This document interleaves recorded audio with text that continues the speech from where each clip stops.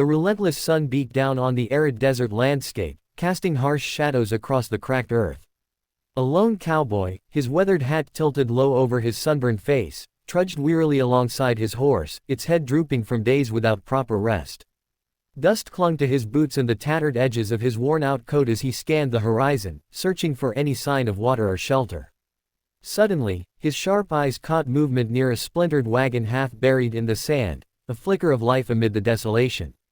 Drawing closer, he saw two Apache women, their wrists and ankles bound with rough rope, blood streaking their legs from where they'd struggled against their restraints. Their clothing, a mix of tattered hides and beads, hinted at a recent raid on their village, the remnants of which lay smoldering in the distance. One woman, her dark hair matted with sweat and dirt, glared at him with fierce defiance despite her injuries.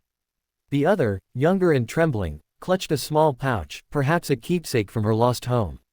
The cowboy hesitated, his hand resting on the worn grip of his revolver. Out here, trust was a rare commodity, and Apache encounters could turn deadly.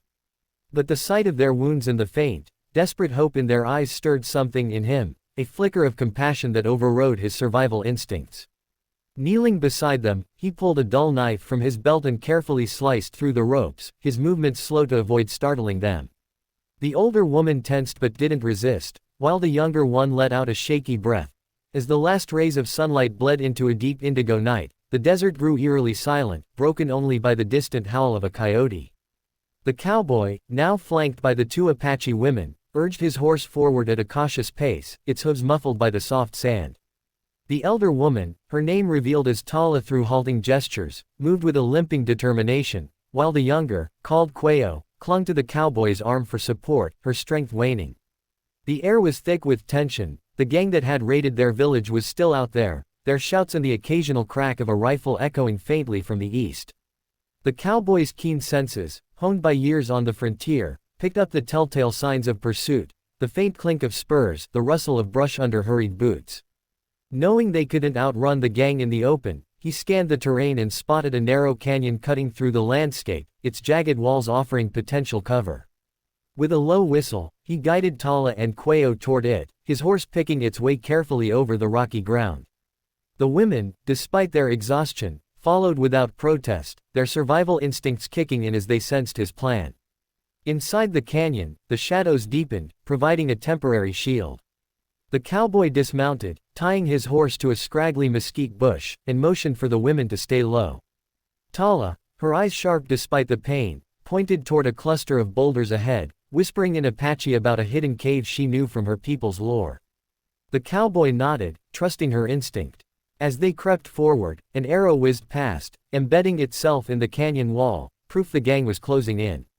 Quayo stifled a gasp, but Tala grabbed a fallen branch, using it as a makeshift crutch to hasten their pace. The cave's interior was a dim refuge, its walls cool and damp, offering a stark contrast to the blistering desert outside. As the first light of dawn crept through the entrance, the cowboy sat cross-legged on the rocky floor, his rifle propped against his knee, while Tala and Quayo huddled nearby. The faint sound of the gang's search had faded into an uneasy silence, but the trio knew their pursuers wouldn't give up easily. The cowboy's weathered face was etched with determination as he studied the women, sensing their resilience despite their injuries. Tala, her voice low and steady, began to speak in a mix of Apache and broken English, recounting how the gang had ambushed their village under the cover of night, slaughtering many and taking the survivors captive. She revealed a chilling detail. The outlaws planned to deliver the women to a corrupt town miles away, where they would be sold into servitude for profit. Her dark eyes burned with fury as she described the town's leaders, greedy men who'd orchestrated the raid to exploit the Apache lands. Quayo, clutching her pouch tightly, nodded, her fear giving way to a quiet resolve. The cowboy's jaw tightened, his sense of justice ignited by the tale. He knew confronting the gang head-on was suicide with their limited resources, but fleeing wasn't an option either. The town's influence stretched far, and they'd be hunted relentlessly.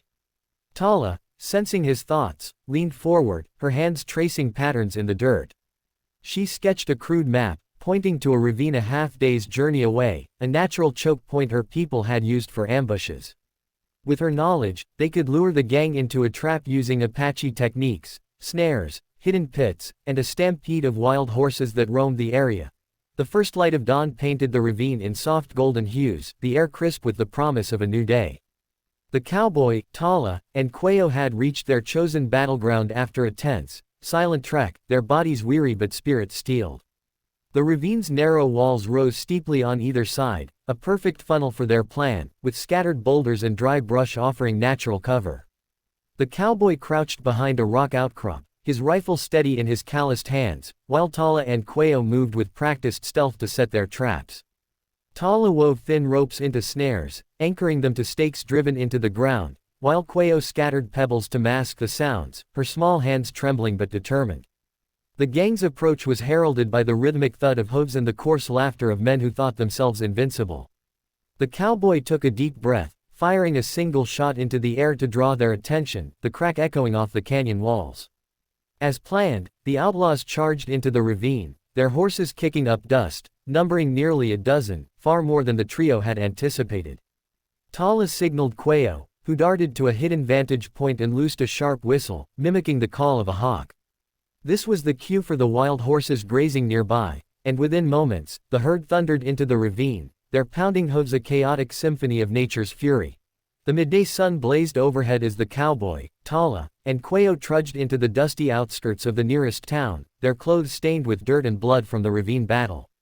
The townsfolk, initially wary of the trio, especially the Apache women, gathered in a growing crowd, their murmurs turning to cheers as word spread of the gang's defeat. The cowboy, his hat pulled low, accepted their gratitude with a curt nod, while Tala and Quayo stood tall, their heads held high despite the exhaustion etched into their faces. The townspeople offered water, bread, and a makeshift bandage for Quayo's reopened wound, hailing the trio as unlikely heroes who had rid the region of a notorious scourge. But the celebration was short-lived. As they rested in the town square, a grizzled trader approached, his voice low and urgent. He revealed a shocking truth. The gang had been hired by the town's own leaders, greedy merchants and a crooked sheriff, who sought to clear Apache lands for cattle grazing and mining profits. The raid on Tala and Quayo's village was no random act of violence but a calculated move sanctioned by those in power. The cowboy's fists clenched, his sense of justice reignited, while Tala's eyes narrowed with a mix of rage and resolve. Quayo, clutching her pouch, whispered a vow to honor her fallen kin with this newfound fight.